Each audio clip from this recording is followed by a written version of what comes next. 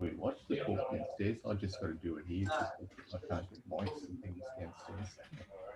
Yeah.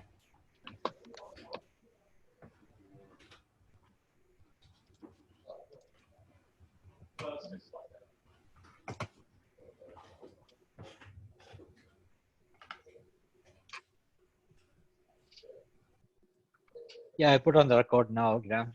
So. All right. We'll probably kick off then, I guess, Mohan. We're sort of definitely. pretty much on time there. Yeah. Yeah. Well, morning, everyone. Well, morning for some of us, I guess. So I'm not sure where Don's at the moment, but a bit of difference in time there. And a big welcome to everyone to this IEEE talk. Should introduce myself. I'm Graham Woods, and I'm the chair of the Power and Energies chapter here in North Queensland, in the Northern Australia section. So it's my pleasure this morning to introduce our speaker, Don McPhail.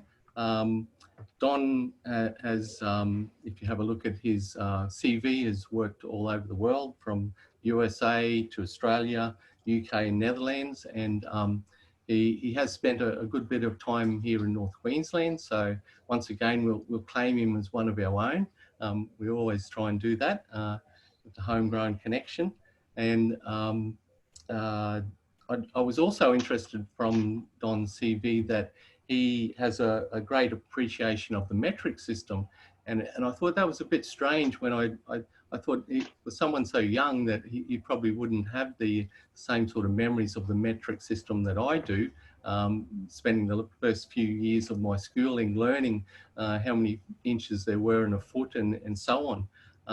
But then I noticed that he had worked in the US, and I guess working in the US and using the imperial system might give you an added appreciation for the metric system. Anyhow, I was quite interested in that. Yeah.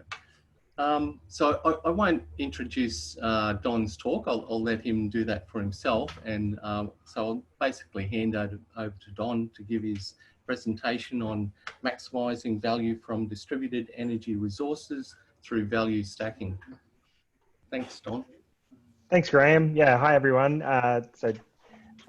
Connecting from Colorado, US. So if there's ever any latency in the talk, that's why it's going to cross the Pacific. But yes, I have very much come to appreciate how great the metric system is being here. And I think if anything, inches and feet are probably, and Fahrenheit are probably the easy one. It's all Florent ounces and all the other sort of ones that go along with trying to work out how to make food, or appreciate when something's a certain temperature. Is that cold or hot? Do I need a jacket, or do I need a t-shirt or something? So yeah. So I will share my screen. There we go. Hopefully everyone can see my screen okay. I'm sorry.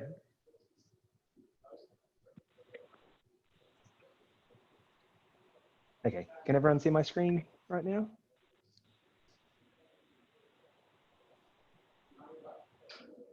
I'll take nods as yes, I think. Okay, so I guess to get things underway, I welcome any questions as I go through in that, but apologies in advance if I have someone Zoom bomb me on the way. My daughter might run in or something like that, such as the life of doing Zoom calls and all that sort of thing in the COVID times. But I wanted to give a bit of background around DER and just sort of level set for everyone. I think, you know, being Australians is a good appreciation of a lot of things around solar PV and that, but just to give it more, get everyone on the same page, and then go through some experiences sort of globally, as well as then bring it back down to Australia and you know, make the case around what it means sort of locally in that as well.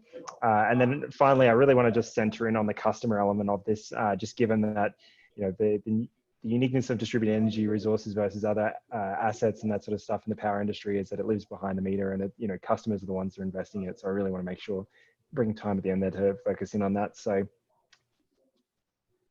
to sort of just kick things off, I think, like I said, I suspect this audience is very familiar with it, but distributed energy resources are really the grouping of assets that live that are smaller end of the scale, and they've been around since the dawn of the electricity industry. You know, they're some of the earliest forms of generation and storage that we had, but they originally, while they might have had a really decent boom in the early 1900s, they sort of dropped away as we moved towards centralized systems. But the great thing about, I guess, cost curves and advancements in technology, they've really made a comeback because, you know, they're just becoming so much more commercially attractive and accessible. And they present, I guess, an opportunity for customers and utilities alike to leverage them for managing energy supply, reducing peak demand, supporting self-consumption, power quality smoothing, reliability, resiliency, reducing emissions, and that. So they're potentially the Swiss Army knife of applications that they could be used for. So sort of as a rough definition there, anything from about a kilowatt up to 100 megawatts. So the common one obviously is solar PV there in much of Australia, but even things like diesel gensets, distributed storage like batteries, and energy and demand management technologies such as smart thermostat or EV chargers as well. So I think one of the things I want to focus on at the start is just to give that global view, because the technology that has been adopted most commonly varies by markets. And then, yeah, like I said, bring it back to the Australian market just to give it a, you know, make it feel local in that as well. So the first thing I think is worth highlighting is that, you know, why does this matter? Well, there's about $20 billion that'll be spent over the next 5 years worldwide on distributed energy resource programs. So this excludes the actual investment in non-utility activities. So customers going and purchasing those devices off their own back and using them, you know, just for their own applications. This is utility spending specifically around enabling programs for distributed energy resources. So, you know, it's a sizable amount. If you think about, I guess, using Queensland as a reference, there's about $24 billion worth of poles and wire assets in the distribution network. So it's essentially the equivalent of close to the equivalent of Ergon and Energex's all their poles and wires and transformers and all that sort of stuff being spent on that have been spent over decades to being spent on just distributed energy resource programs. And the biggest market globally is the North America market. However, Asia Pacific, which Australia is part of, is by far the fastest growing market. So North America is, I mean, population wise is quite large, and that feeds into it, and is a large and very advanced energy system. But Asia Pacific has, you know, coming from a smaller base, has got the fastest growth in there at a 47% CAGR. So, you know, a very high growth rate over the next 10 years.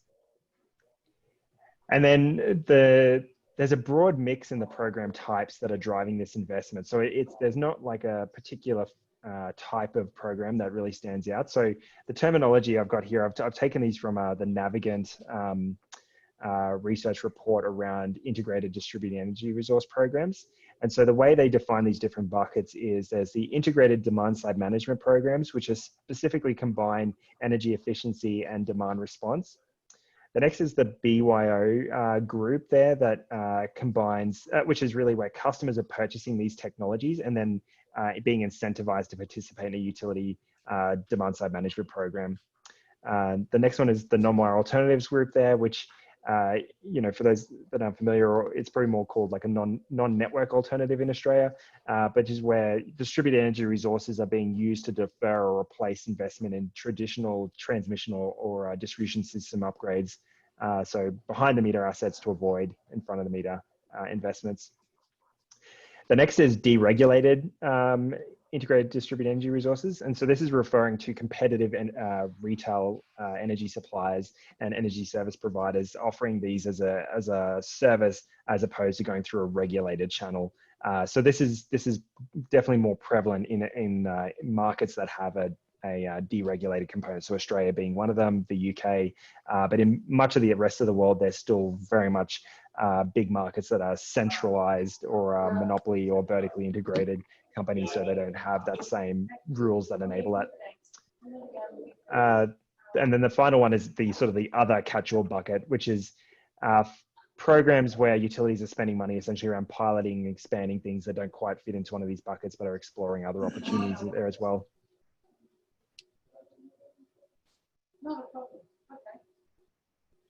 And then, so the last thing I just want to share there is where those, the types of programs or the types of assets rather that people are spending the money on. And so energy efficiency, distributed energy resources for energy efficiency will by far attract the greatest investment. However, electric vehicles are the fastest growing. They're obviously coming from a pretty small base. Energy efficiency is something that has been heavily invested in over the years. And so there's, in a lot of markets, there's existing incentives for utilities to invest in those schemes. But electric vehicles is, by far the fastest growing. And that's partly tied to just consumer adoption as those vehicles become more comparable to internal combustion engine vehicles at the sort of sticker price or upfront price. But there's a greater number of opportunities for utilities, both out of necessity to bring in programs to manage them to avoid peak demand impacts and that on the local grid, but equally seeing them as an asset that is worth enabling because it's bringing in new demand and equally can become this flexible resource for time of use and demand management and that. So what is value stacking? So there's probably a good chance to define it at this point in the context specifically of distributed energy resources. So value stacking is the bundling of grid applications, creating multiple value streams, which can improve the economics of distributed energy resources. So often, one of the challenges, say, with energy storage is a good use case. It's hard to justify that just on its own. However, if you can bring in multiple use cases that don't overlap with each other or complement one another, for the same cost, you can actually unlock greater revenue and value and that sort of thing. So the value stacking is really putting in a methodology to leverage those multiple use cases and increase the value you're getting from that resource. And this is both for customer-driven opportunity value as well as utility-driven value and even market-driven value as well. And this, I guess, ultimately helps reduce the payback and potentially increases the return that you're getting on that investment. So kind of going through a couple value stream options there. So the first is, and in no particular order here, so first one, rate optimization. So this is where a customer is purchasing the device or the distributed energy resource to, because there's a time of use race or a time of use rate or a tariff or a demand tariff, and using that to help optimize their consumption around it. So in a really simple form, that might be a battery that's charging during off-peak and then supplying loads during the peak times. It could be similar like a smart thermostat that's cooling the house in the lower cost time, or a water heater that's heating the water heater in the lower cost times, and to avoid consumption during the peak time. So that's a very, I guess, accessible use case today. Demand response, which again is a more mature one today, which is essentially using those Wi-Fi or IoT type devices that distribute energy resources and enable that communication to dispatch load shed when it's needed for a system need, and that or a network need. So again, a good example is smart thermostats to help avoid cooling during peak time and that sort of thing. So pre-cooling the house to then shed the use of any HVAC, any air conditioning load coming on during an event. Or equally, like again, using the electric vehicle as an example, charging the car prior to avoid then the charger being available to be used during that peak period. Energy efficiency. So I think probably one of the best examples I can think of in that is again smart thermostats, where just by installing a smart thermostat on a centralized HVAC system, this is, I guess, something that's not super common in split systems that make up most of the air conditioning uses, air conditioning technology in North Australia, but in centralized systems where they might have a HVAC unit in a home or in a multifamily unit dwelling and that sort of thing. The idea is that just by installing those, instead of the customer just having their set point or the temperature they've set the thermostat at normally, which they'll just run 24 hours a day, 12 months a year sort of thing. They'll just leave that on, heating and cooling to that sort of set point. The smart thermostat essentially learns when a customer is home, when they're not, and what their true comfort band is, not what their set point is. So there's usually, several degrees that a customer can comfortably be in their home and not have it set at the hard number that they set it to throughout the day. And so that smart thermostat will adjust the actual cooling based on that learned schedule over time and how you interact with it. And that in itself can have in the order of about 8 to 20% savings in energy consumption of the HVAC unit. Emissions reduction, so anything that's tied to, I guess, reducing energy obviously has an emissions benefit, but equally, things like solar PV, which is producing energy at the source, so avoiding losses, and equally producing carbon-free energy at a home as opposed to getting it from a coal power station or something like that. Resiliency, and again, like another good case study for somewhere in say Northern Australia, but all places that are remote and that, but the ability to ride through a grid outage and that. I think someone might just need to go on mute. Just getting a bit of feedback there. Great, thanks, man. So, and then the last one I've got there is customer choice and control, and have to remember that these are customer assets. The customers are the ones that are spending their money on adopting these, and just to keep your head. Oh, Han, are you able to just check who's got their own self on mute and just mute them for me? Thanks for that. Sorry, guys. So the customer choice. So customers adopt a lot of these technologies just because they want to, and they have a good thing. So again, using smart thermostat, the biggest driver, while it has the energy efficiency benefit and bill benefits and all that sort of stuff, the biggest reason customers adopt them is because they can change the temperature of their home from the couch on their iPhone, or remotely manage the schedules and all that sort of stuff. So there are control and comfort benefits that come from adopting some of these devices and that as well. Similarly, like an electric vehicle charger, being able to manage when that vehicle charges as opposed to just running a sort of dumb extension lead into the vehicle and that as well with an adapter.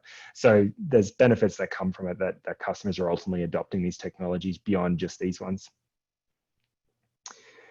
And then the next sort of what I want to go through is smart home. So a big component of adoption is tied to just IoT devices in general and the adoption of becoming a greater sort of smart home. And one of the things that Google has really pushed over the last, say, 12, 18 months is, and Amazon leads by far with Alexa, but is their Google Assistant. And so the ability for your Google Assistant to talk to multiple devices, your smart thermostat, your EV charger, as well as your TV and your water heater and all that sort of stuff, being able to get the information around them, tell them, like, tell your Google Assistant that I'm going to be home and I want my to make sure my car's charged at this time or my house is cool, all those sort of things. So it's just tied up in that broader smart home capability as part of it as well. Ancillary services quite similar to demand response, but working at things like fast frequency response and more market-driven type, shorter duration, but shorter notification use cases as well around mostly wholesale market support and that sort of thing from them. Energy markets. So again, like while these might not be wholesale assets, they do can contribute to the energy production in the grid. And really, as we look to move to net zero energy markets, there's an increased need for grid flexibility, and that's really being driven by distributed energy resources and picking up the slack for that as well. So power quality management.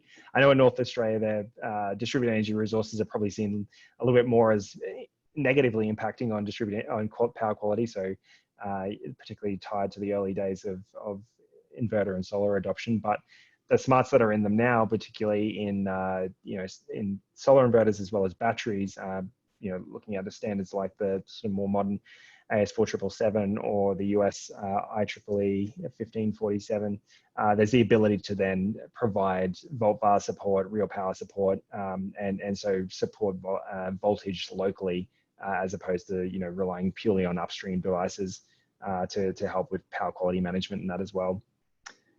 I sort of mentioned this one before, but non-wire alternatives, and again, being able to avoid the investment in grid assets or defer the need for grid assets through non-wire alternatives.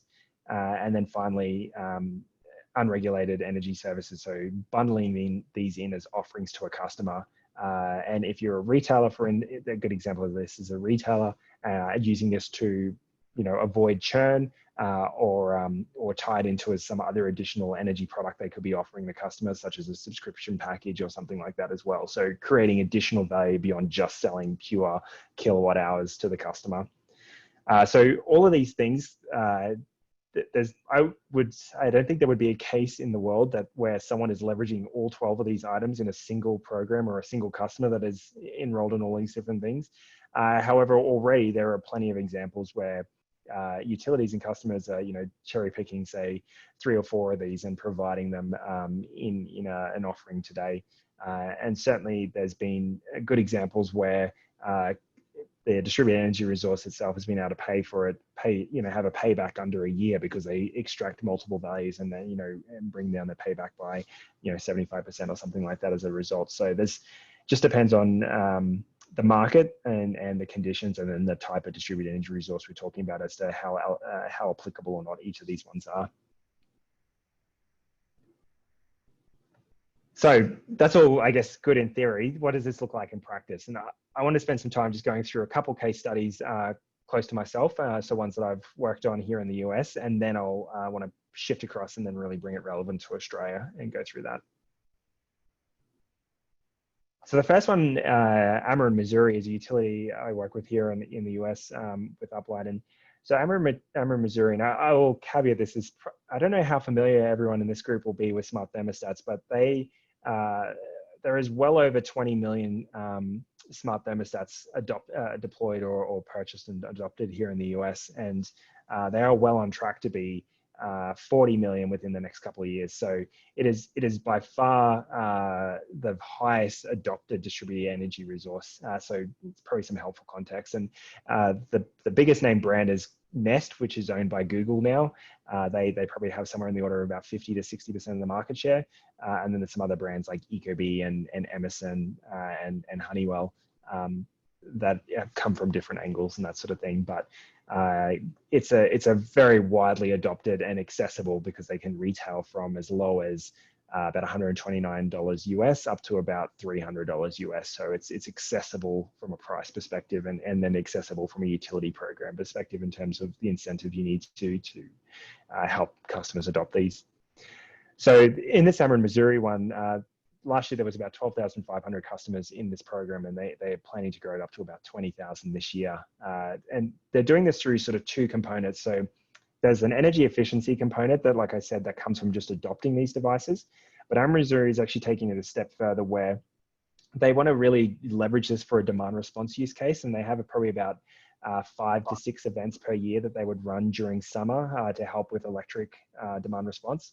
But given they have control of these assets for 4 months of the year that they're incentivizing customers and have that flexibility to use it any day in those 4 months, on the days they don't actually need the demand responsibility, they're running a more aggressive energy efficiency algorithm to drive greater savings and drive greater energy efficiency. And so instead of getting that in the order of about 8 to 12% savings just from installing the device, they're getting it up to or close to about 24%.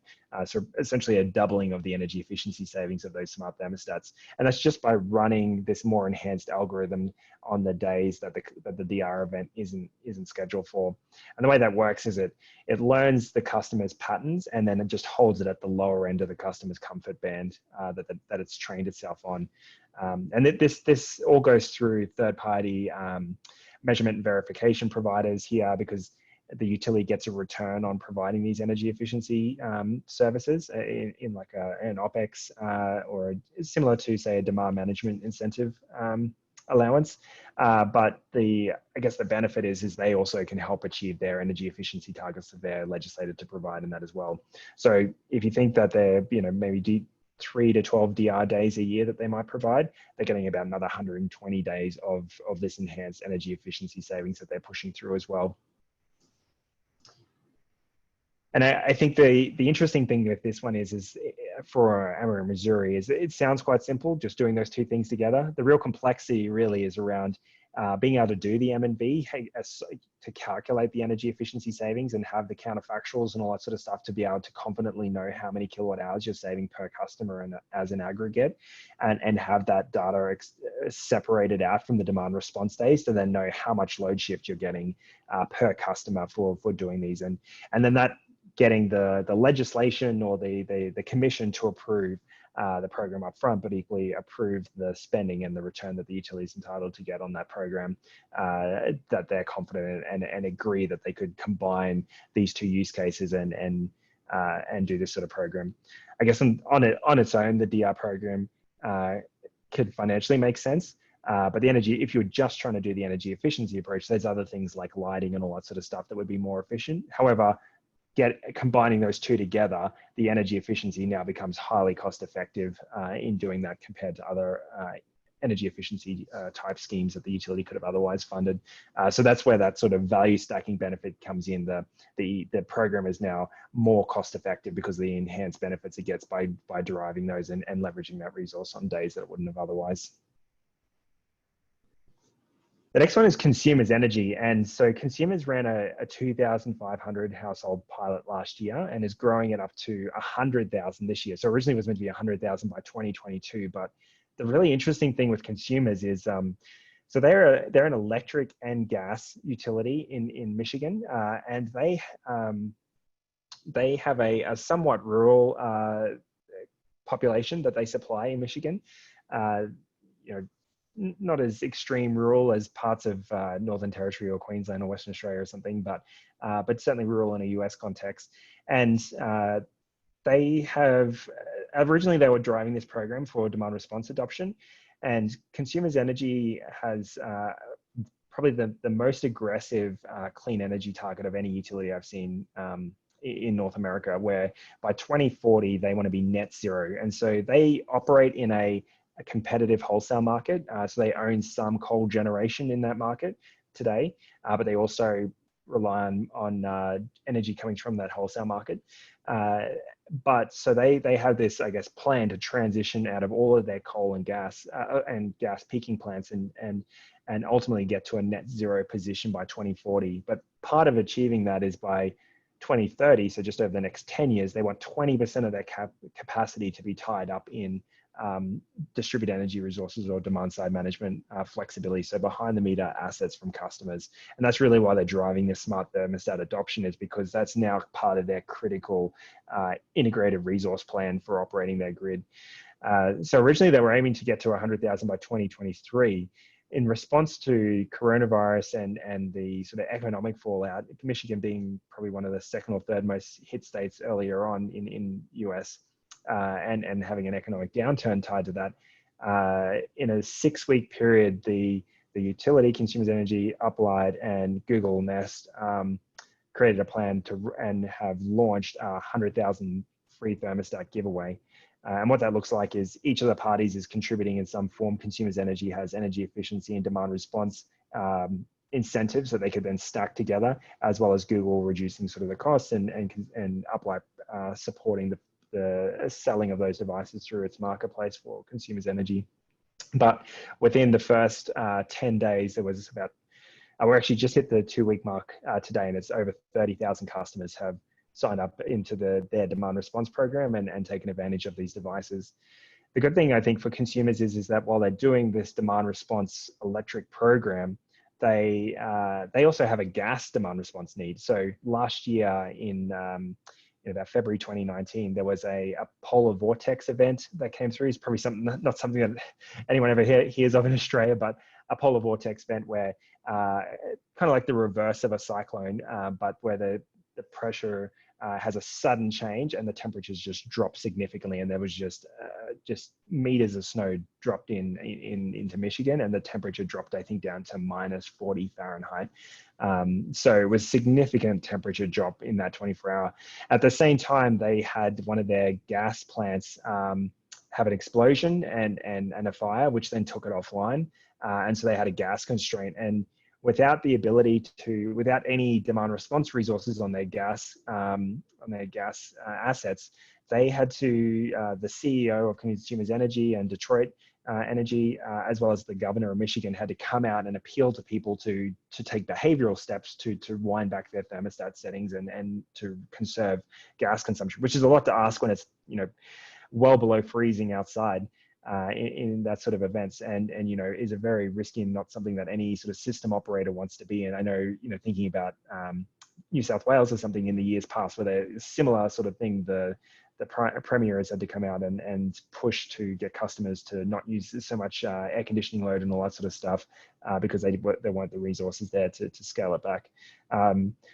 So out of the response to this gas event, Consumers Energy, knowing that they've already paid for a whole heap of customers to put these smart thermostats in for electric, is now going to start using the ones that are dual fuel for gas demand response as well. So they've already paying for these assets. They've already incentivized customers. They're only going to offer them a little incremental incentive per year to allow for year-round operation. But it's a very low cost sort of opportunity to stand up as opposed to if they had just done a gas program by themselves. So they've really been able to see this, I guess, compounding value when they look at it from a whole of system perspective and a dual fuel perspective as well. So they're getting this year-round performance. And I actually think the Consumers Energy CEO is someone that is probably one of the most progressive and just very effective leader in general. You know, has come from a manufacturing and used to operate the one of the coal plants in Michigan and that before moving up to become the CEO. Her name's Patty Poppy. And so I would really sort of like a plug there. I'd recommend listening to a podcast that she did with Illuminators on the tough job of closing down coal. I think it's just a really inspirational and really thoughtful leadership type one. So side plug there of some follow-up listening for everyone. But to step back into this case, just to sort of help bring this to life a bit. So the way customers are getting driven into this program and really effectively is Consumers Energy is sort of, rather than having all these little bespoke demand management and engagement programs and that, what they've got is they have these things called home energy reports where a customer gets once a month, gets an email that tells them how they're performing in their energy consumption and how they compare to their customers, to their neighbors and that. And as part of that, customers that aren't already enrolled in the demand response program or haven't bought a thermostat through the utility or something in the past, they get a recommendation to go and enroll in this program and take advantage of these free thermostats. So this is, I guess, specific just to the customers that are eligible. It's what we call a next best action. So targeting to customers in terms that would be ideal for these programs and then pointing them into it. The customers then going across, and so in this market, in the US market, the Consumers Energy is able to have a marketplace that they offer, and so the customer goes in and then buys the device from the utility. Consumers Energy gets some financial benefit from that as well because of their stacking the rebates and the incentive they have there. So they have the energy efficiency and demand management or demand response incentives that they're funded through their commission to provide that there for the customer, so the customer doesn't have to go fill out a paper form and send it away and then get it, check in the mail 40 days later or something like that. The customer is getting it up front and just paying, normally would just be paying the differential, but in this case, it's actually free. And they're enrolling in the program at the same time. So they're accepting the T's and C's. So just really cutting out all of the friction of this process and getting customers to adopt, allow utility to achieve their goals and ultimately getting a customer into a program. And so then the customer is then shipped the smart thermostat from with Nest. It's pre-authorized, so that serial number or that unique ID for that thermostat is known and assigned against that customer. So when they get home and when it eventually arrives to them and they install it on the wall and connect it to Wi-Fi, it then talks back to the demand response management system and says, I'm now connected and operable. And then the customer gets pushed a welcome email to say, welcome into the program, and it has the details about it and all that as well. In addition, if the customer doesn't install it, they enter into an email trickle campaign, which provides them tips on how to install it. It has installation videos, reminders, and then, from a behavioral standpoint, also starts to jab them a little bit more to make them act so that they do actually go and install it. And in the most extreme case, if a customer didn't install it or decide they didn't want to do it anymore, the utility does have the ability to claw back those incentives and that as well, or the customer can send the device back if they change their mind. So there is customer opt-out, there's ability to, for a customer to change their mind if they wanted to, and equally the utility is avoiding spending money that they're not getting the return on it. But this sort of approach by going through and the customer enrolling at the point of purchase and getting that achieves, actually just in the last 2 weeks with this program, with the offering, they've been having 91% of customers have been enrolling this DR program when they've been buying a device. As sort of a comparison, if you do a marketing push out to enroll customers into a DR program or a smart thermostat program that already have purchased them, you typically see somewhere in the order of about 3 to 20% adoption rates, depending on the tactics. So there's a real, I guess, compounding benefit in terms of customer acquisition and marketing, and that by doing it as the customer is actually thinking about energy, they see the financial benefit right there and then when they're trying to purchase it, and it's easy for them to enroll. So just cutting out the friction versus a retrospective like email that they probably just delete and all that anyway. So sort of thinking about this from a customer lens is really allowing these programs to be cost effective and scale a lot more effectively. And then the final sort of example I want to give from the US before jumping across to Australia is a Midwest utility. And they're actually then looking at this from, well, we've got this legacy switch program. So a bit like the audio frequency load control switches that are in much of Queensland. And so they have a legacy switch program. There's a whole heap of technical challenges with them as they're aging and failing and that sort of stuff. And they want to get into two-way communications that they don't have from them now. And there's just vendor support issues and all that sort of stuff. So they don't want to get rid of that asset, but they want to plan to transition out of those. So they had already started piloting smart thermostats, but now they want to expand much beyond that. So they want to go essentially all in on the smart thermostat one. It makes sense. It's adopted quite widely here in the US, but then also bring in water heaters. So if they're going to have people going out to replace the switch, they can use that as an opportunity to get a water heater controller put in, a Wi-Fi enabled water heater controller, and potentially install a smart thermostat for the customer, tying it into their building, apartment building retrofit programs that they often do for energy efficiency, using that as a channel to go through and also put in water heater controllers and smart thermostats at the same time. But fortunately, smart thermostats and water heaters are also something that customers can easily install and both at similar sort of retail points. So it's an accessible option and just requires home Wi-Fi, which is fine for these type of DR events. So they're combining both those in, and then they're also using this as a chance to start bringing in electric vehicles. So the electric vehicle adoption is still quite low in their territory. I think there's somewhere in the order of about 500 customers that have adopted it on a basis of maybe about 700,000 customers of their total customer base. So it's still very early days for them. But there's been a number of sort of policy changes at a state level that they see a massive uptake in it coming because of incentives and all that sort of stuff from the state government. So they're using this as an opportunity to also provide incentives for customers to adopt smart chargers as opposed to just plugging it into a PowerPoint or something like that, and bringing those customers in as well. And the two sort of use cases, I guess, for that collective group is then to have a demand response asset. So, for if a house has all three of those assets, they're looking at somewhere in the order of about 5 kilowatts of load shift they could potentially have if they're all sort of operating around the same time. Equally, that's also 5 kilowatts of potential peak demand that could have contributed if they weren't being managed. And then, like I said before, getting enhanced energy efficiency out of it, but equally they're also looking to then start rolling out time of use rates as well. And so it gives them a chance to optimize around those rates. In particular, the EVs, the EV time of use, it requires a sub-meter, and there's a whole heap of additional costs associated with that really just puts customers off from adopting this rate. It's just specific to the EV.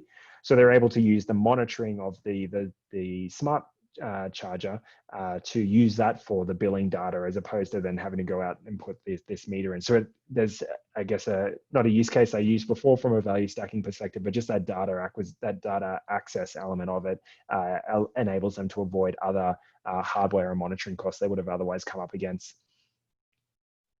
And I think the other piece there is, at the same time, they're enabling the sales of hardware, which they're using their incentives for, but they also can potentially get some kickback tied to it as well. So there's a heap of, I guess, benefits, and looking at this from a whole of home optimization perspective.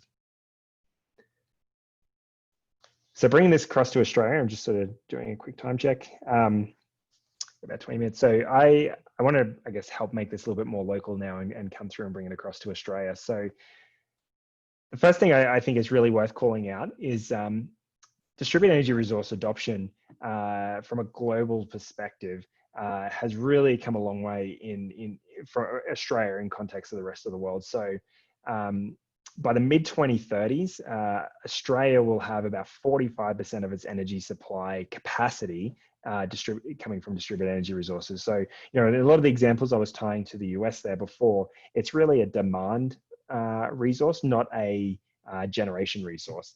And so whereas Australia is kind of on the flip of that, where it's has by far the highest rooftop solar uptake on a per household basis, particularly in, you know, states like South Australia and Queensland, where well over a third of households have it.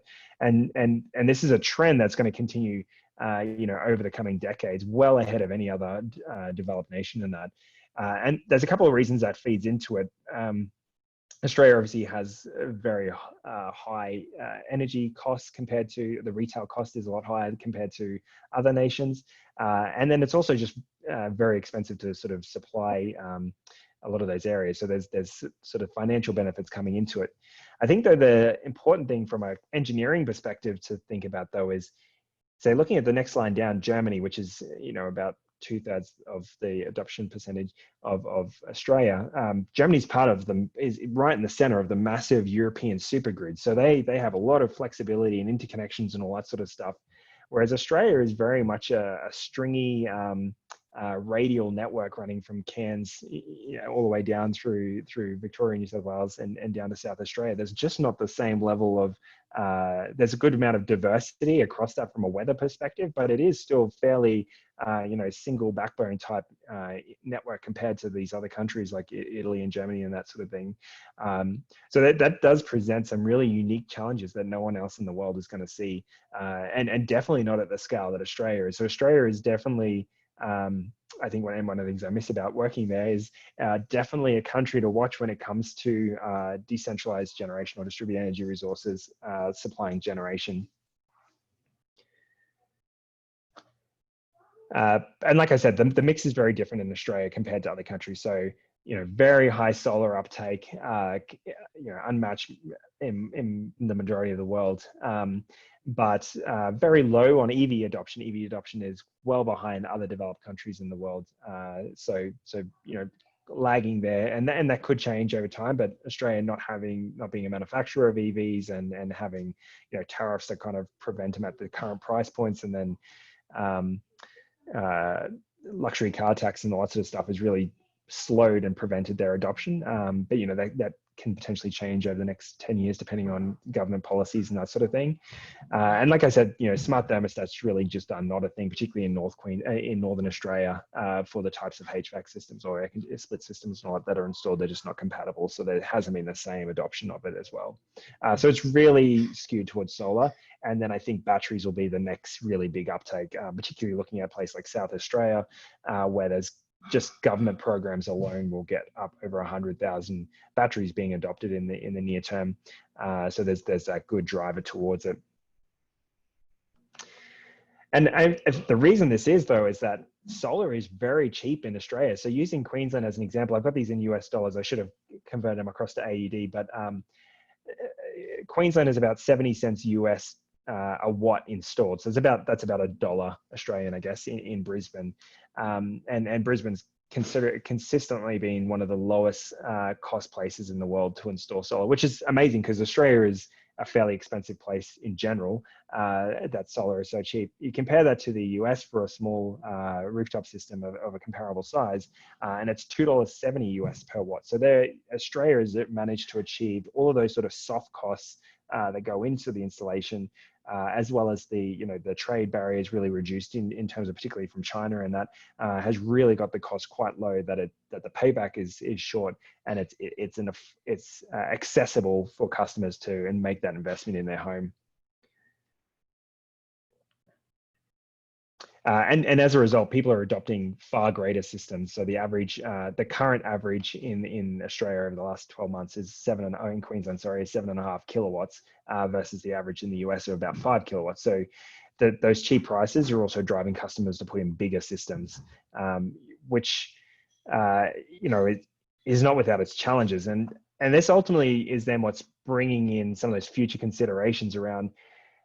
Initially, a lot of the response has been, how does the grid facilitate these assets? And really has been how do we facilitate, not how do we extract additional value out of them, but just how do we facilitate particularly from a voltage management perspective, facilitate these assets on the grid.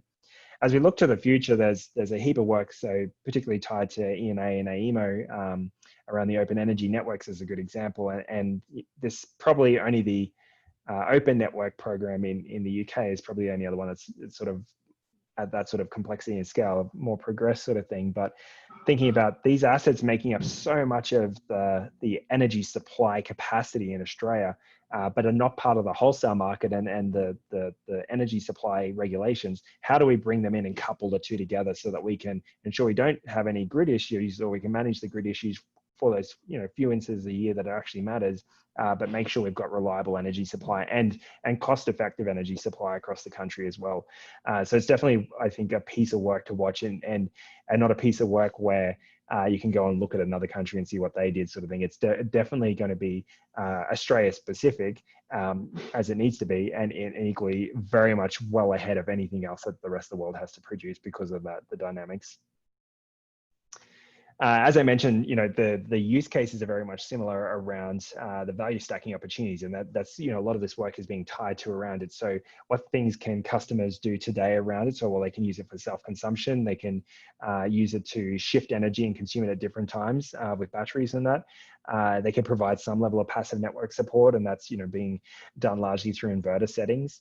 But they could also provide some active network support, and there's definitely been pilots of those, particularly down in Victoria and New South Wales and ACT around network payments and network support payments for these resources. Things that are, I guess, emerging and starting to be tested, being able to do self-consumption of a connected battery, both for the individual home or around a community. There's pilots happening in Australia that are well ahead of anything else in a lot of the rest of the world. And then providing services to the power system. So again, like backup and aggregating those back up into the wholesale system. And I've got an example after this slide that I'll sort of talk about from a virtual power plant perspective.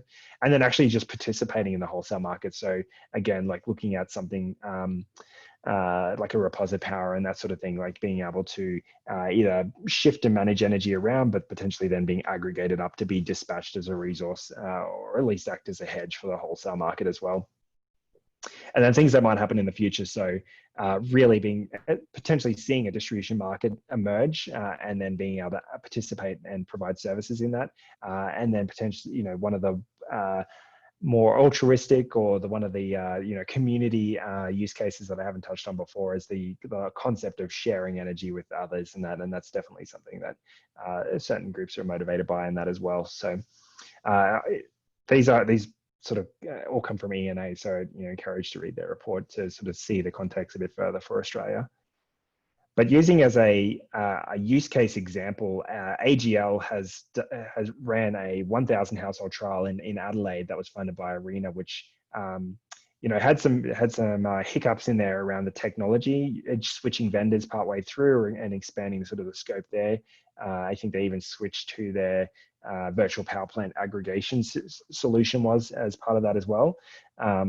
But now they've expanded that as an actual retail offering across Victoria, South Australia, New South Wales, and Queensland. So essentially all of the competitive retail markets they're in. So even, Queensland is limited to the southeast, not to the rest of the state. And the way they bundled that up is to say for a 12-month contract. So the benefit here is they're also avoiding churn of customers, which does cost them quite a fair bit every time a customer switches. But so they lock a customer in for 12 months.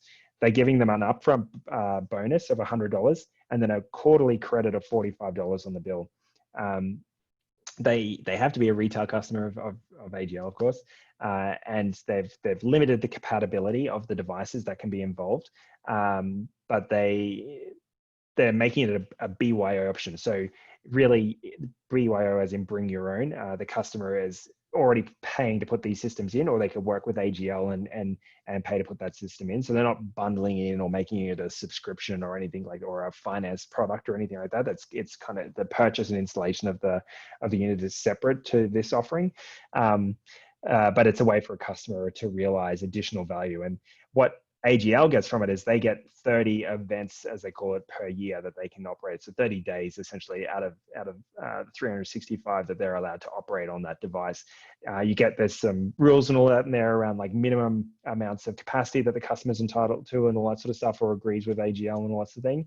But essentially AGL is getting this resource that they can then go and manage for wholesale and demand response and ancillary service flexibility and that as well, and extract value from it. So they're getting, avoiding churn, getting to test something that's quite new, and then participating and using this as a hedge for in the wholesale market. So stacking multiple use cases there as part of this this value prop.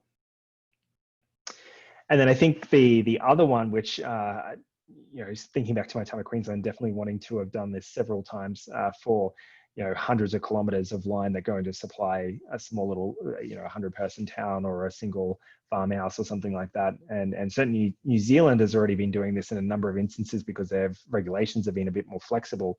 But now Western Australia is very much leading domestically in Australia around this concept of leveraging these distributed energy resources to replace the grid or wind back those stringy radial feeders to supply individual customers and homesteads and ultimately towns, converting them to isolated networks through the use of solar plus batteries and potentially just diesel generation and that to supply these customers. So really using these distributed energy resources as an alternative to connection to the centralized grid.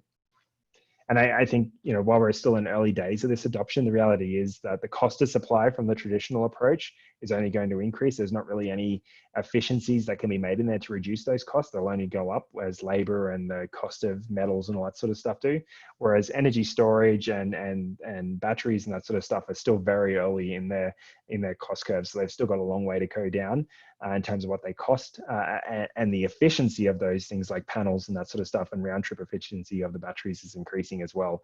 So while there might be very limited use case or places that they make sense for today, that number is only going to increase into the thousands of customers and that sort of stuff that could potentially be supplied by these across the country as well.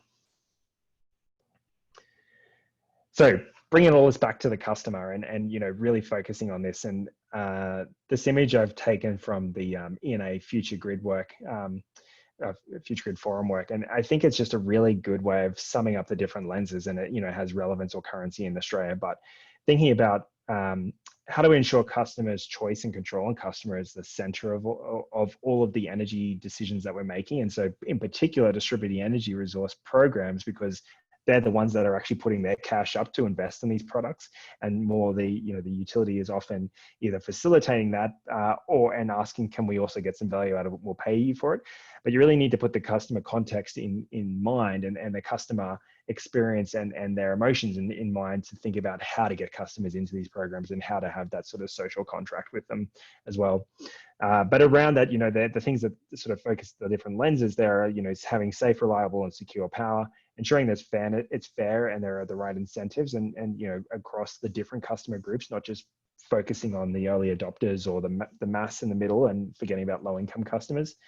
The customers are getting value for services. It is cost effective, and then ultimately it's enabling the renewable transition or the clean energy or net zero sort of transition that's required from our power system as well.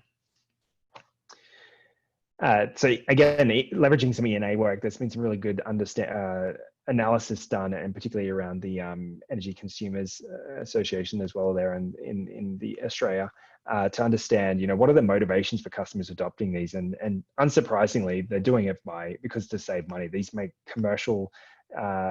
they're commercially viable decisions for them, or at least at an emotional level makes sense from a financial perspective. But then they have other, like a secondary element that usually gets them over the line, and that's they want to be less dependent on the utility, and that particularly fluctuates depending on what the current perspective is on customers with their utility. Being able to get a feed-in tariff, just the concept of getting paid, even if it doesn't really change the economics too much, just the concept of getting paid, and that's certainly seen by the customers. They get that have missed out on the 44-cent feed-in tariff of Queensland's yesteryear, feeling like they missed out and really want to get, jump on that as well. But then going to other things too. But you really look at this, the environmental aspect is actually a fair way down. And that's because we've really shifted into this mass adoption stage of distributed energy resource, or namely solar PV in Australia, that as it moves into the mass and gets out of the early adopters, the environmental factor is less of a secondary deciding, and it's really all about it makes financial sense, and that's why I want to do it. I think one that's probably understated is these last two around recommendation by my friends and family, and the fact that my neighbors had it. I think they're probably understated. People probably don't like to say they're influenced by them, but if we look at the data of adoption and that sort of thing, and particularly things like EVs and all that as well, when someone buys a solar PV system, and the US is pretty good because it lags adoption quite a bit from Australia on solar. If we look at the areas where someone goes and puts in a solar PV system, shortly after, several of the neighbors will go and get a system installed as well. So the principles, I guess, this is my sort of last point I want to make before closing. And I think bringing all this back to the customer, thinking about the principles in program design and program marketing and communicating with customers around these distributed energy programs. So the first is thinking about customers' comfort. And so this is a combination of acknowledging that their comfort is important to them, and putting their mind at ease that their comfort isn't going to be impacted. So again, thinking about thermostats or air conditioning control, like a Peak Smart program or something like that with Energex, thinking about, letting the customer know that they're not going to be sitting in their home in a ball of sweat sort of thing, because their air conditioning unit's not working and that sort of stuff, that they will be comfortable through this program. Similar, they're not going to have a cold shower because their water heater didn't have hot water when they wanted it, and that as well. And that's probably the best example that Queensland's been really well at managing over the years. So that their comfort isn't going to be sacrificed by participating in this, and making sure that the comfort isn't actually going to be sacrificed, that the program is designed such that it takes and it works to the bounds of it, but doesn't go beyond that. Costs, so just being really simple and direct and upfront around it, like what does it cost to participate, both financially in terms of all the hardware or subscriptions or whatever the new tariff or whatever they have to be on is, but equally their time. What is it going to cost them in time to enroll in this program, and I guess being cognizant of that to really simplify the journey for them and make it as minimal steps and remove the friction, so they can just go and spend 60 seconds and think about it and sign up in that period, as opposed to mailing in pieces of paper form and checking this website and getting it stamped by 6 people and all sort of stuff that the various hoops that a lot of these programs often have to go through. Consistency, and I think this is probably the one that's done the worst. So if you think about, I don't know how many people here interact with things like Amazon or something like that, but it doesn't matter, even though there's a whole heap of different sellers and all that sort of stuff sitting behind Amazon, and Amazon does, packages and warehousing and books. It also has a, video channel, it has music, it has storage, it has all these different services that it provides a consumer. It is the same Amazon brand and experience and interactions and wording, and their across the whole lot, and it's all connected. You can jump between one or two and be a customer that floats between all of them, and actually be recommended things that are personalized and accurate to you. There's a similar, Amazon mentality that comes to stitching value. To be able to value stack, you need to be able to have a consistent way of communicating, but equally a connected and consistent journey across those things to make it really easy for a customer to move between them all. Control, so establishing peace of mind that customer ultimately has control. They can go and override and if they need to. Doesn't mean that they actually ever will, but just that is often one of the biggest barriers, just the perception that I have lost control or I won't have control. Predictable, this goes hand in hand with control, but is ensuring that there's no unwanted surprises. There's no hidden bank fees or events that they weren't aware of. They know what they're getting. They can rest assured about it. Community, this is usually like a secondary deciding factor, but they're adding good to the community, and particularly in early adopter stages, people can be sort of altruistically driven, that they have providing a community good. And then simplification. people probably spend more time thinking about tax and probably have at least, you know, they might get a tax return that gives them a benefit as opposed to the energy company only sending them a bill. And you know, you don't want to be as complex as any other government service or system and that sort of thing. You really do want to be the Amazon or the Google sort of thing of how can we make this as simple as possible, say this in as little as words as possible, and make it very clear and concise. And I think this is actually one area where the energy industry has done really well over the last sort of decade in moving that message, but could still continue when we think about these consumer type programs to go a lot further as well. So thank you very much. That's the end of my wrap through and presentation. I know I'm pretty well coming up on the hour. I don't know if there's the opportunity to answer any questions or anything like that, but I'm happy to stay on for a bit longer if there is. And as a plug, I have an article about this as well. So if people would like to learn more, please feel free to check it out. Well, thanks very much, Don. That was absolute fantastic talk, and gave us a bit of a glimpse into, like, I think what the future holds in power. I go back to my old days at university when I was doing power. Nobody was interested in doing power. It was all about coal-fired power stations and poles and wires, and we were all more interested in sort of the sexy sort of electronics and things going on at that stage. But now that's totally the opposite. Yeah, there's a whole lot more going on in the power world. So yeah, certainly we do have some time for questions. So if there's anybody who's got a question they'd like to put to Don, yeah, jump in now. Hi, Graham, I've got a question. Thanks, Kenny. Yeah. Don, thanks very much for that talk. That was great, actually. And yeah, is that like clad irons or something like that? Actually, that's not the question. Yeah. Oh yeah. Yeah. So those I actually had read like about those Nest products. Do they actually contain like the relays and all that, so the control system inside to actually turn the heaters and all that on and off? Do they? Yeah, they actually do. They're a retrofit product, and they're actually pretty simple to install. Nest is actually really good. That it doesn't require an external power supply or anything like that. Or what's called a C-wire. They do communicate to the cloud though. So they have a certain amount of control or smarts on board, but then the data from those is also communicating back up to the cloud, and the cloud is providing the optimization back to them to say, this is how the daily schedule should look like, and that as well. So it's a combination of cloud and within the device itself.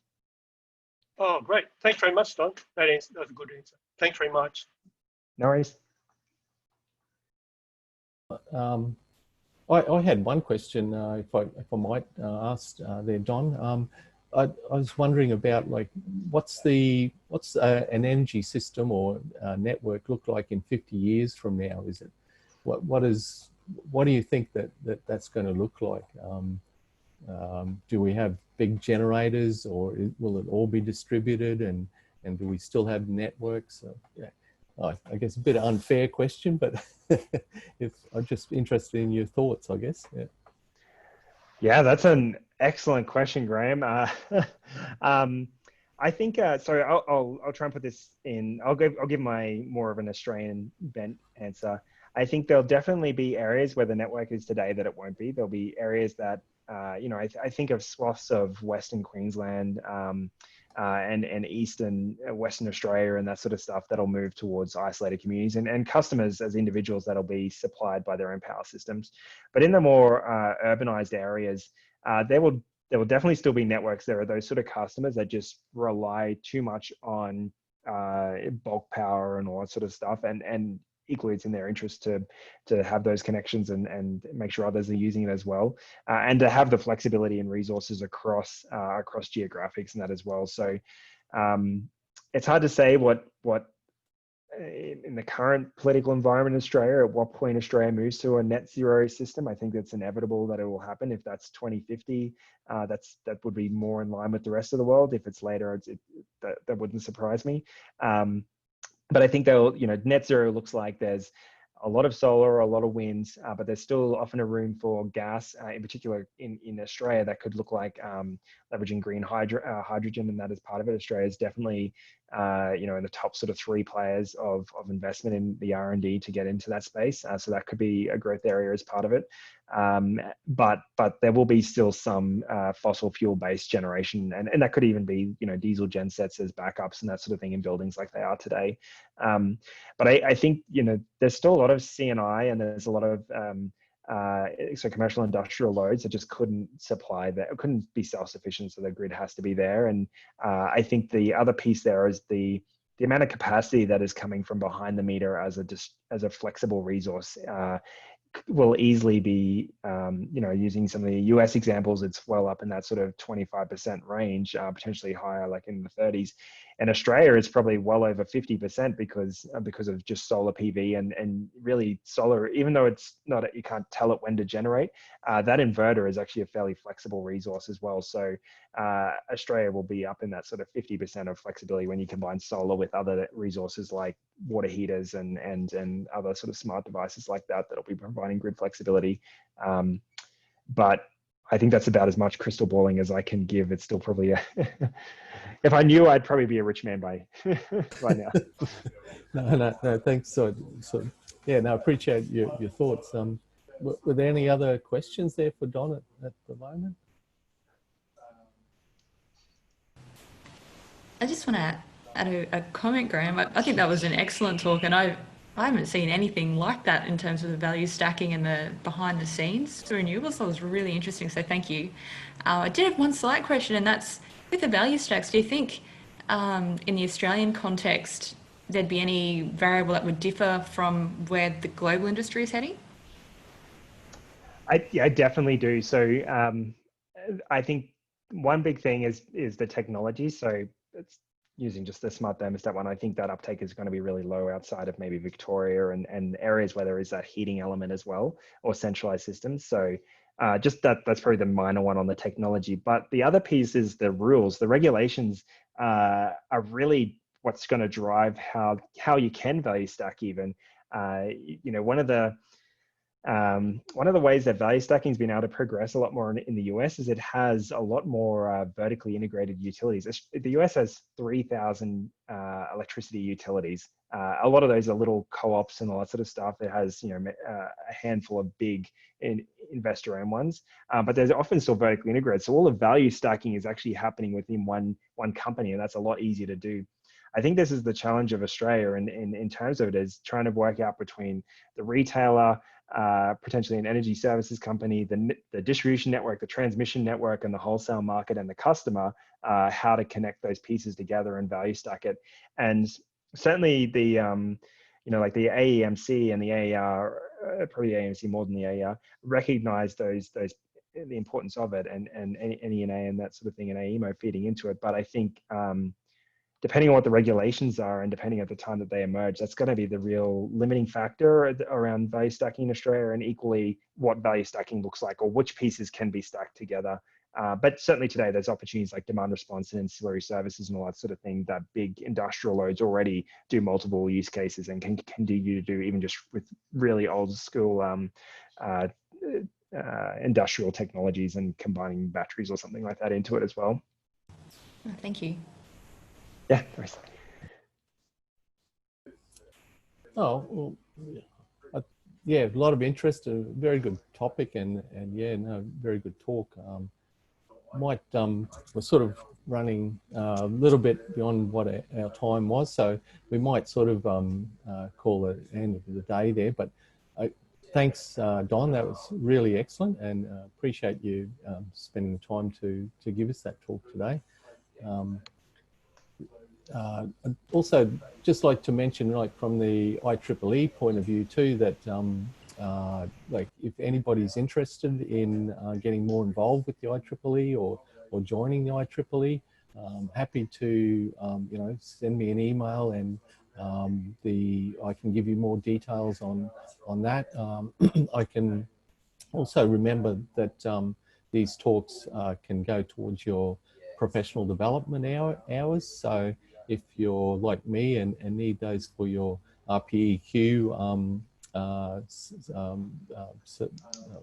practicing, then yeah, sort of send us an email and we can send you a certificate or something like that to say that you've attended and done these hours. Yeah, so again, we'll also host this talk on our website. So if you need details of that, where to find that, again, send us an email and I'll get back to you with some details on that. All right, that's about it from me. Thanks again, Don, and thanks for everyone for coming along. Yeah, thanks, Graham. Thanks, everyone, for having me. My pleasure. And if anyone wants to reach out, my email's there as well, so feel free to. Thanks very much.